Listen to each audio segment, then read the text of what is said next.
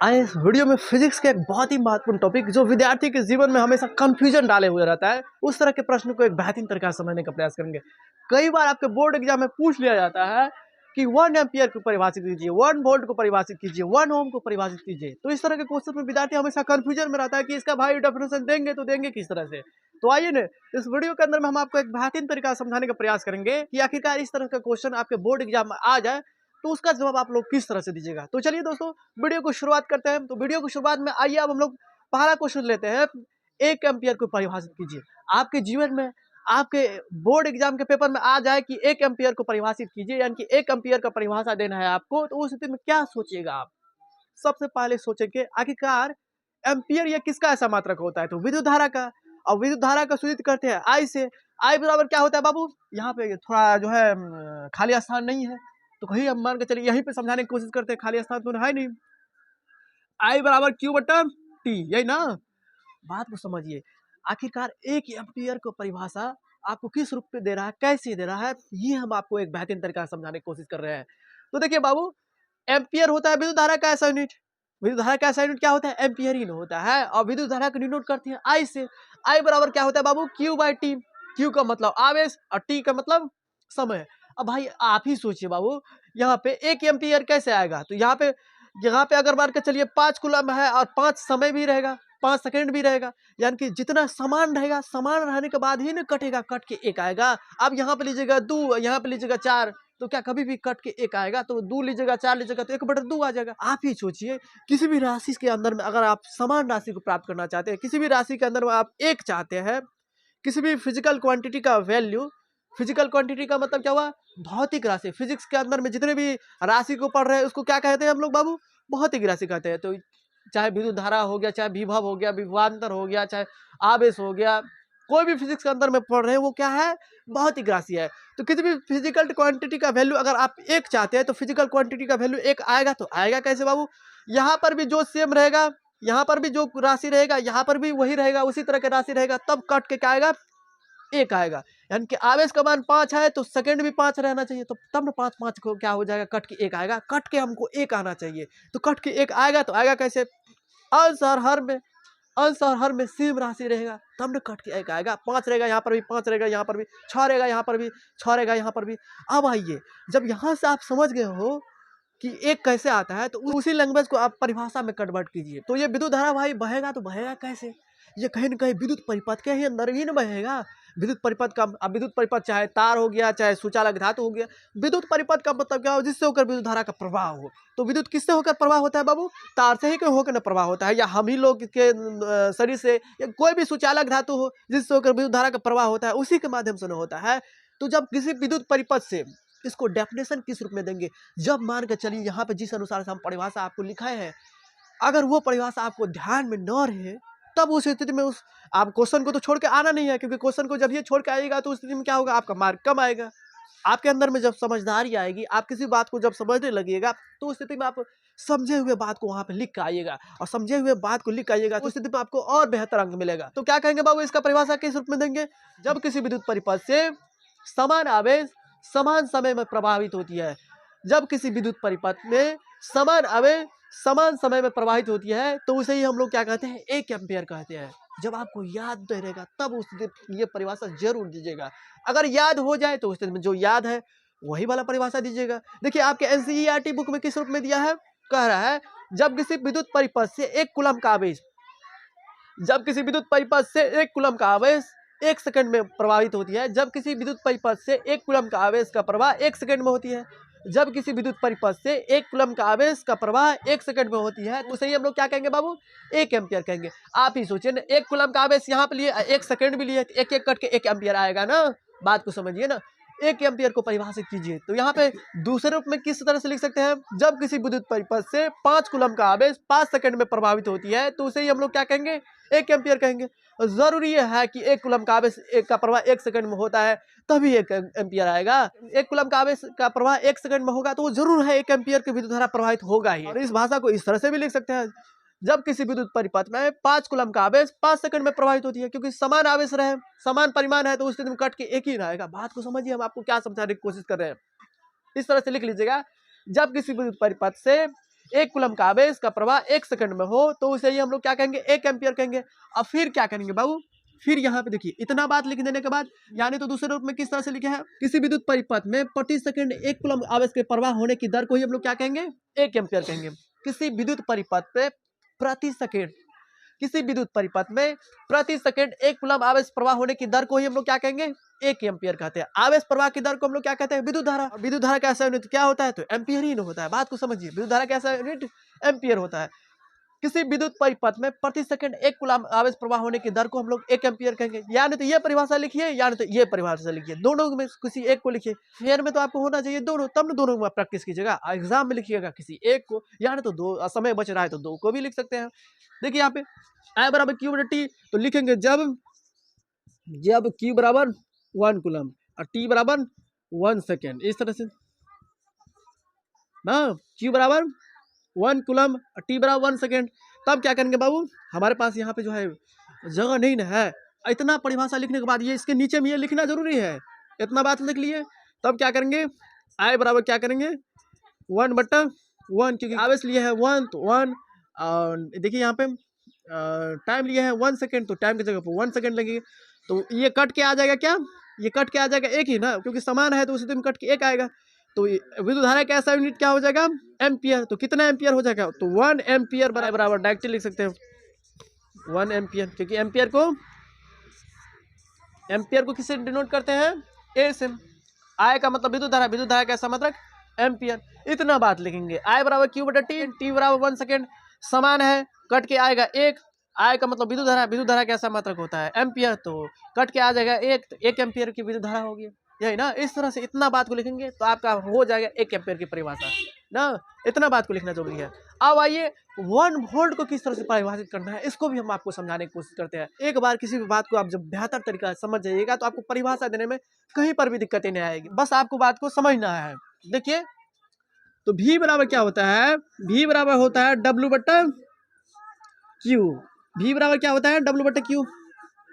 V बराबर क्या होता है, W बटा Q, यही ना। यहाँ पे V का मतलब क्या हुआ बाबू, विभव या विभवांतर। विभव या विभवांतर में बस थोड़ा का अंतर है। आइए ना इसको भी एक बेहतरीन तरीका से समझ लेते हैं। विभव का मतलब क्या होता है, एकांक आवेश को एक बिंदु से दूसरे बिंदु तक ले जाने में किया गया कार्य क्या कहलाता है, विभव कहलाता है। मान के चलिए यहाँ पे क्या है, कोई किसी प्रकार का आवेश है, इसको एक बिंदु से दूसरे बिंदु तक ले जाने में वर्किंग तो करना पड़ेगा, काम तो करना पड़ेगा। मान के चलिए बी पॉइंट पे कुछ आवेश है, इसी आवेश को एक स्थान से दूसरे स्थान मान के चलिए ए पॉइंट पर लाए, इसी को ले आने में किया गया कार्य क्या कहलाता है, विभव कहलाता है। अब यहाँ अपने बाबू हम आपको समझा दिए दूसरे रूप में, फिजिक्स के अंदर में इसको किस तरह से डेफिनेशन दीजिए, क्योंकि समझे हुए बात को फिजिक्स के वे में लिखना है, तब ना आपको फिजिक्स के अनुसार से मार्क मिलेगा। एकांक आवेश को एक बिंदु से दूसरे बिंदु तक लाने में किया गया कार्य ही क्या कहलाता है, विभव कहलाता है। और विभव में अंतर ही क्या कहलाता है, विभवांतर कहलाता है। 2 पॉइंट है, मान के चलिए यहाँ पे 20 है, यहाँ पे 50 है, तो विभव अंतर कितना हो जाएगा, 50 में से 20 गया 30। विभव में अंतर को ही हम लोग क्या कहते हैं, विभवांतर कहते हैं। विभव किसे कहते हैं बाबू, एकांक आवेश को एक बिंदु से दूसरे बिंदु तक ले आने में किया गया कार्य ही क्या कहलाता है, विद्युत विभव कहलाता है, जिसे हम लोग V से डिनोट करते हैं। और इसका ऐसा मात्रक, चाहे विभव का ऐसा मात्रक पूछे चाहे विभवांतर का ऐसा मात्रक पूछे, उसका ऐसा मात्रक होता है वोल्ट होता है। आइए अब हम लोग एक बेहतरीन तरीका समझने का प्रयास करते हैं कि आखिरकार 1 वोल्ट को किस तरह से परिभाषित करेंगे। तो V बराबर क्या होता है बाबू, W बटा Q। W का मतलब होता है कार्य, Q का मतलब होता है आवेश, यानी कि 1 कूलम आवेश को ले जाने में विभवांतर हमेशा क्या होगा, विभव क्या होगा, हमेशा 2 बिंदुओं के बीच निकलेगा। हमेशा विभवांतर हमेशा 2 सिरों के बीच, 2 बिंदुओं के बीच होता है। बात को समझिए, एक बिंदु जहाँ पर है आवेश, दूसरा बिंदु, उसी बिंदु से आवेश को आप कहाँ पे ले जा रहे हैं, तो 2 बिंदु हुआ ना। हमेशा विभव या विभवांतर चालक के 2 सिरों के बीच निकाला जाता है, इस बात का आप हमेशा ख्याल रखिएगा। तो यहाँ देखिए डेफिनेशन क्या लिखे हैं, यदि किसी विद्युत धारावाही चालक के 2 बिंदुओं के बीच, बोले ना, ये जो विभव या विभवांतर 2 बिंदुओं के बीच निकाला जाता है। यदि किसी विद्युत धारावाही चालक के 2 बिंदुओं के बीच 1 कूलम आवेश को एक बिंदु से दूसरे बिंदु तक ले जाने में 1 जूल का कार्य किया जाता हो, तो उसे ही हम लोग क्या कहेंगे, 1 वोल्ट कहेंगे। यदि किसी विद्युत धारावाही चालक के 2 बिंदुओं के बीच 1 कूलम आवेश को एक बिंदु से दूसरे बिंदु तक ले जाने में 1 जूल का कार्य किया जाता हो, तो उसे हम लोग क्या कहेंगे, 1 वोल्ट कहेंगे। बाबू यहाँ पर सोचिए, एक कूलाम एक कूलाम के मतलब आप समान कूलाम को ले जाने में समान तरह का कार्य करना पड़ता है, तो उसे भी हम लोग कहेंगे क्या, एक वोल्ट ही कहेंगे। बात यहाँ पे समझने की कोशिश कीजिए, आप ही सोचिए विभव चाहिए हमको एक, तो आएगा कैसे, यहाँ पर भी 5 लेंगे, यहाँ पर भी 5 लेंगे, यानी कि 5 कूलाम आवेश को ले जाने में 5 जूल का कार्य करना पड़े, 6 कूलाम आवेश को ले जाने में 6 जूल का कार्य करना पड़े, उसे ही हम लोग कहेंगे क्या, एक विभव कहेंगे, क्योंकि 6 से 6 समान परिमाण रहेगा तो उसमें कट के एक आएगा। बात को समझिए, कार्य कैसा मात्रक जूल, आवेश कैसा मात्रक कूलम, विभव का या विभवांतर कैसा मात्रक क्या होता है, वोल्ट होता है। अब भाई इतने बड़ी परिभाषा को आपको लिखने में दिक्कत हो रहा है, तो उस स्थिति में आप समझिए, तो उस स्थिति में हम आपको जिस अनुसार से समझाने की कोशिश कर रहे हैं उसको समझिए। अगर आपको ये परिभाषा लिखने में दिक्कत आ रहा है तो इसको इस तरह से लिखिएगा, जब किसी विद्युत धारावाही चालक के दोनों सिरों के बीच, जब किसी विद्युत धारावाही चालक के दोनों सिरों के बीच 5 कूलाम का आवेश को एक बिंदु से दूसरे बिंदु तक ले जाने में 5 जूल का कार्य करना पड़े, तो उसे ही हम लोग क्या कहेंगे, 1 वोल्ट कहेंगे। भाई हम आपको बार बार समझाने की कोशिश कर रहे हैं कि अगर आपको 1 वोल्ट की परिभाषा दिक्कत हो तो उस स्थिति में लिखिएगा, हमेशा क्या बताए, हमेशा हम आपको क्या बताए, कभी भी विद्युत विभव आ जाए या विभवांतर आ जाए तो वहाँ पे 2 बिंदुओं के बीच निकाला जाता है। एक बिंदु का मतलब क्या हुआ, एक बिंदु जहाँ पर आवेश है, दूसरा बिंदु क्या हुआ जहाँ से आपको आवेश को रखना है, जहाँ पर रखना है, तो ये 2 बिंदु हुआ ना। तो विद्युत विभव या विभवांतर 2 बिंदुओं के बीच निकाला जाता है। तो किसी विद्युत धारावाही चालक के दोनों सिरे के बीच 5 कूलम आवेश को ले जाने में अगर 5 जूल का कार्य करना पड़े तो उसे ही हम लोग क्या कहेंगे, 1 वोल्ट, क्योंकि यहाँ पे 5 कूलम है, 5 जूल है, कट के एक आएगा ना। बात को समझिए, 5 कूलम आवेश को ले जाने में 5 जूल का कार्य करना पड़े तो उसे ही हम लोग कहते हैं 1 वोल्ट, 1 वोल्ट। बात को समझिए, कितना बेहतरीन तरीका से हम समझा रहे हैं, लेकिन यहाँ पे बच्चा सब जो है पढ़ने वाला नहीं है, ना तो टीचर का मजबूरी समझता है ना खुद समझता है ना। किसी भी विद्युत धारावाही चालक के दोनों सिरों के बीच, किसी भी विद्युत धारावाही चालक के दोनों सिरों के बीच समान कूलाम आवेश को ले जाने में समान जूल का कार्य करना पड़े, समान जूल का कार्य करना पड़े, उसे ही हम लोग क्या कहेंगे, 1 वोल्ट कहेंगे। यदि किसी भी विद्युत धारावाही चालक के दोनों सिरों के बीच समान कूलाम के आवेश को ले जाने में समान तरह का कार्य करना पड़े, समान जूल का कार्य करना पड़े, उसे ही हम लोग क्या कहेंगे, उसे ही हम लोग कहेंगे 1 वोल्ट। ये हुआ दैनिक जीवन में, लेकिन इसको फिजिक्स ग्रुप में लिखना है ना, तो फिजिक्स ग्रुप में लिखना है तो फिजिक्स के अनुसार से लिखिए। ये हम आपको समझाने की कोशिश की कि आपको किस तरह से सोचना है। इसको लिख सकते हैं हम, यदि किसी विद्युत धारावाही चालक के दोनों सिरों के बीच 1 कूलाम आवेश को ले जाने में 1 जूल का कार्य करना पड़े तो उसे ही हम लोग कहेंगे 1 वोल्ट कहेंगे। या नहीं तो दूसरे तरीका से भी लिख सकते हैं, यदि किसी विद्युत धारावाही चालक के दोनों सिरों के बीच 5 कूलाम आवेश को ले जाने में 5 जूल का कार्य करना पड़े, 6 कूलाम आवेश को ले जाने में 6 जूल का कार्य करना पड़े, उसे ही हम लोग क्या कहेंगे, 1 वोल्ट कहेंगे। इस तरह से हम ये आशा कर सकते हैं कि आप लोगों ने इसको एक बेहतरीन तरीका से समझ लिए होंगे। अब यहाँ पे लिखना क्या है, व्हेन का मतलब जब W बराबर 1 जूल और Q बराबर लिखेंगे 1 कूलम। आप जब देंगे तो V बराबर क्या हो जाएगा, 1/1, तो V बराबर 1/1 1 आ जाएगा और 1 वोल्ट हो जाएगा। तो यही होगा आंसर आपका।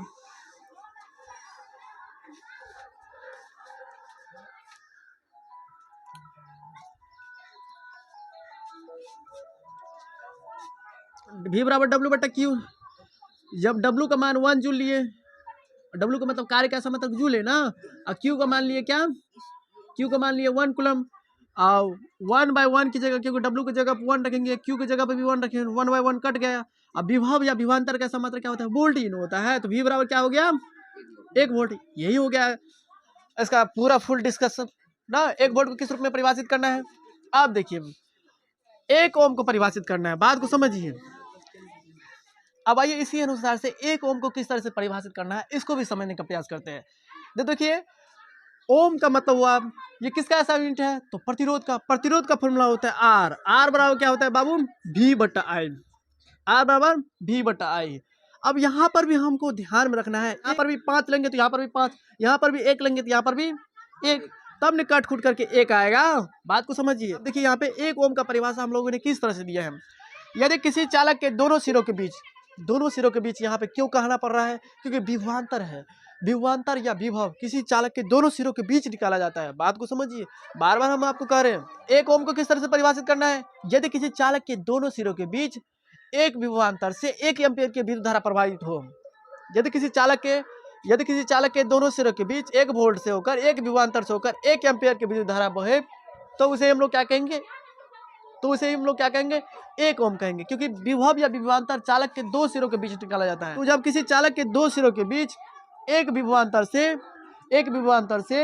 1 एम्पियर की विद्युत धारा बहे या 1 एम्पियर की विद्युत धारा प्रवाहित हो, तो उसे हम लोग क्या कहेंगे, 1 ओम कहेंगे। जब किसी चालक के दोनों सिरों के बीच, क्योंकि विभवांतर हमेशा 2 बिंदुओं के बीच निकाला जाएगा, जब किसी चालक के दोनों सिरों के बीच एक विभवांतर से 1 एम्पियर की विद्युत धारा प्रवाह हो, तो उसे हम लोग क्या कहेंगे, 1 ओम कहेंगे। यही भाषा को हम लोग यहाँ पर लिख दिया फिजिक्स के रूप में। 1 ओम को किस तरह से परिभाषित करना है, यदि किसी चालक के दोनों सिरों के बीच एक विभवांतर से यानी कि 1 वोल्ट से 1 एम्पियर की विद्युत धारा प्रवाहित हो, तो उसे हम लोग क्या कहेंगे, 1 ओम कहेंगे। यानी तो अगर आपको ये देने में दिक्कत हो रहा है, दिक्कत कैसे होगा, बार बार किसी भी चीज को अध्ययन कीजिएगा, उस पर काम कीजिएगा, तो दिक्कत कैसे रहेगा, नहीं रह सकता है। विद्यार्थी जो चाहेगा रगड़पन करेगा, लड़कपन करेगा, उसके अंदर में जाएगा मेहनत करने के लिए, तो दिक्कत हो जाएगा। अब यहाँ पे इस तरह से भी लिख सकते हैं हम, जब किसी चालक के दोनों सिरों के बीच 5 विभवांतर से 5 एम्पियर की विद्युत धारा बहे, तो उसे ही हम लोग कहेंगे 1 ओम, क्योंकि 5 से 5 कट गए, कट के 1 ही ना आएगा। जब किसी चालक के दोनों सिरों के बीच 10 विभवांतर से 10 एम्पियर का विद्युत धारा बहे, तो उसे हम लोग क्या कहेंगे, 1 ओम कहेंगे, क्योंकि समान समान कट जाएगा। तो इस तरह से आप परिभाषा दे सकते हैं। तो हम ये विश्वास कर सकते हैं कि इस वीडियो के अंदर में हमने जिन भी टॉपिक पर चर्चा की है, आप लोगों ने उसको एक बेहतरीन तरीका से समझ लिया होगा। फिर इसके बाद आपको कुछ लिखना है यहाँ पर भी, जब V बराबर 1 वोल्ट, I बराबर 1 एम्पियर, अब इस तरह से लिख दीजिएगा। अब R बराबर क्या हो जाएगा, 1/1, तो R बराबर क्या हो जाएगा, यही हो गया। ये किसका संकेत है, ये ओम का संकेत है ना। प्रतिरोध का स्थानापत्र क्या होता है, ओम होता है। इस वीडियो के अंदर में हमने आपको एक बेहतरीन तरीका समझाने की कोशिश की है कि आखिरकार 1 एम्पियर को किस तरह से परिभाषित करना है, इसके साथ ही साथ 1 वोल्ट को किस तरह से परिभाषित करना है, और इसके साथ ही साथ 1 ओम को किस तरह से परिभाषित करना है ना। और इसी के साथ साथ यहाँ पर ये भी समझ लीजिए, कई बार ये भी पूछता है